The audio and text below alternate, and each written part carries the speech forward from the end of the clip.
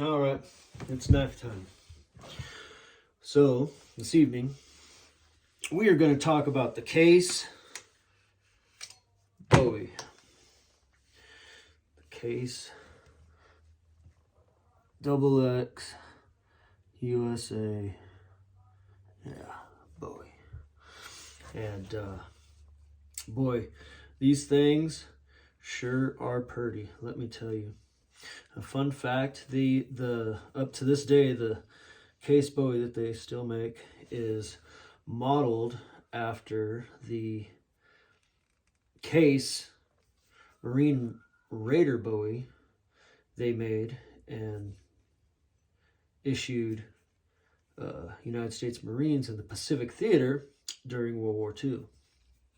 So, yeah, that's kind of cool. I wouldn't want to be like some small person jumping into a trench and have some dude from West Virginia come after me with this. Yee. But no, these things are really gorgeous. I don't know what they cost nowadays. I've watched them go from, I think the first time I originally checked these out, they were like $129. Now they're probably close to 300 or whatever. But they're a beastie of a knife. They sometimes they come with commemorative marking, etching on the blade, and all kinds of different versions of this. The two main versions, though, have either a white phenolic resin handle or a black one. And I chose the white. It looks really cool. It has like a tobacco colored tooled sheath. It has a really cool little weird kick out there. It's just for stylization. It's not like for any purpose, but it looks all right. I've had this in my collection a few years. I enjoy it. It's fun. I've carried it a few times. And one day I was showing it to my cousin and I dropped it and it put the tiniest little mark on the hilt. And I was like, oh my God. Because I was upset. I hadn't had it that long at that point. But you can't even really, now I look at it, at the time it seemed like such a big deal. Now I look at it, it's like, can't even tell. But I like carrying this when I'm not sitting in a car. Like if I'm on a motorcycle or something, this looks cool. Strapped on my hip. Also, it's a good chunk of steel to have in case you come across some weird creature or something that wants to engage in interesting conversation. But yeah, it's the case Bowie. It's pretty cool, man. You know, the Bowie knife is like, for American history, it is the original true, what a person would call a fighting knife, even though knife fights aren't real. Like as per like all these people that are charging you $500 for a class would tell you, and then try and sell you a knife with a blade that's that long. Think about that.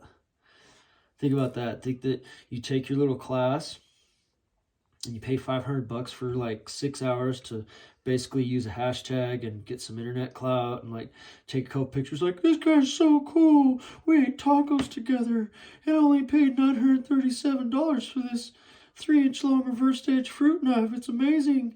Yeah, dude, what's that going to do against that? I don't want to hear about no sleeve machetes neither. That's all pretend.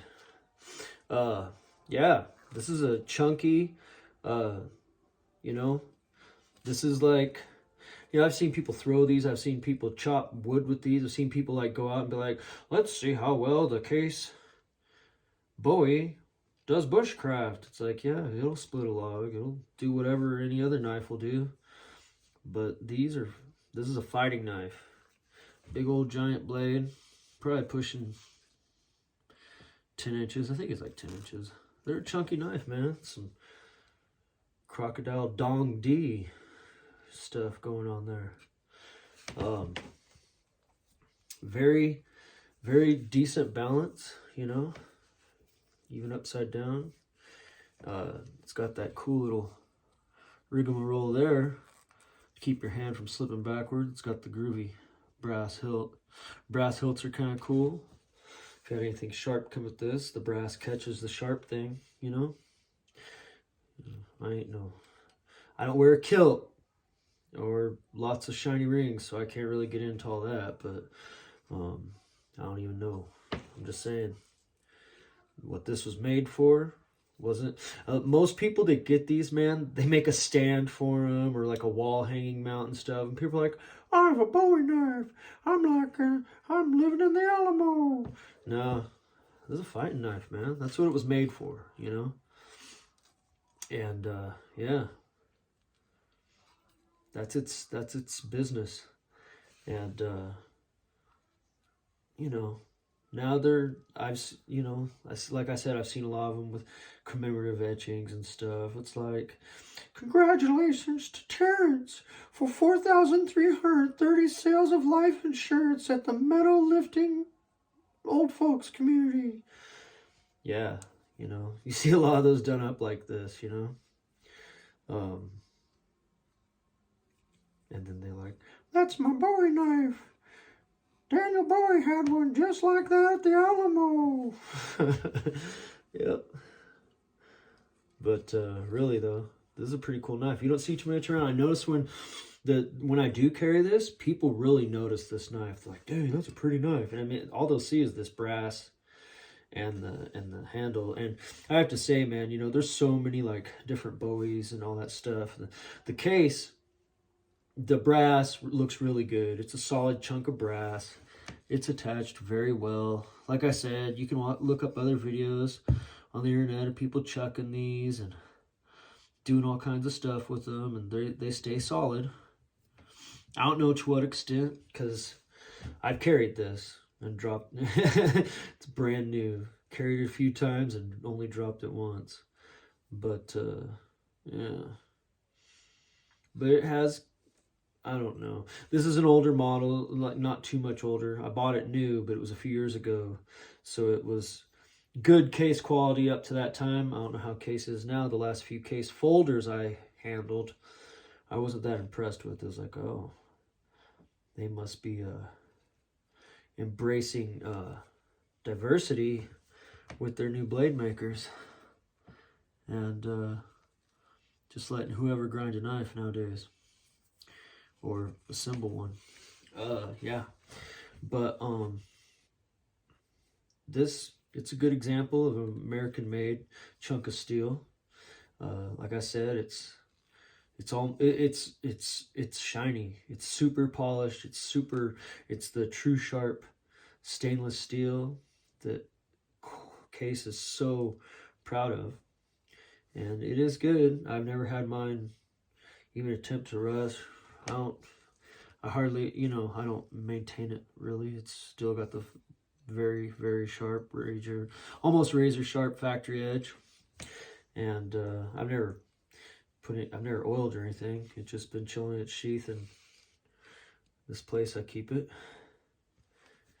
But yeah, they're an attractive knife if you want something that is impressive and well made and will do anything well, I'd say a Becker BK9 will do.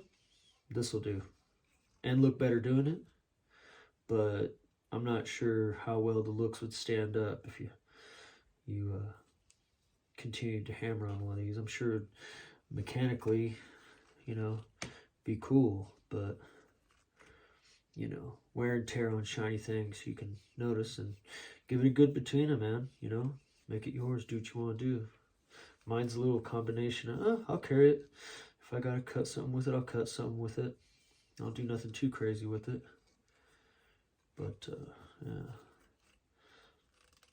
yeah, it's a fun knife, fun big knife. It's fun just kind of hold, watch a Western, watch a John Wayne World War II movie. Well, let me tell you something, Pilgrim, you know, this is good stuff right here, man. It's, like I said, it's beefy, and it looks impressive. It looks impressive on the belt. It looks good in its sheath. That's one thing. It's like, wow, you could tell it's not like some bootleg, Bud K $19 Bowie when it's in its sheath, you know.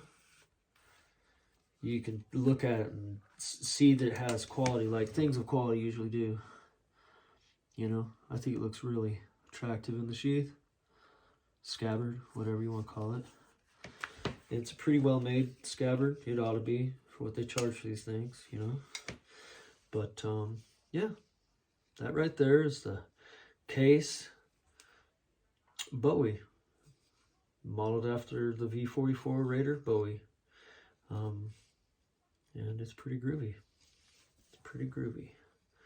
I kind of dig it. It's a nice tool. Yeah, an attractive tool. And like I said, it'll pretty much do any knifing stuff you need to get done with a knife. So yeah, this has been knife time. I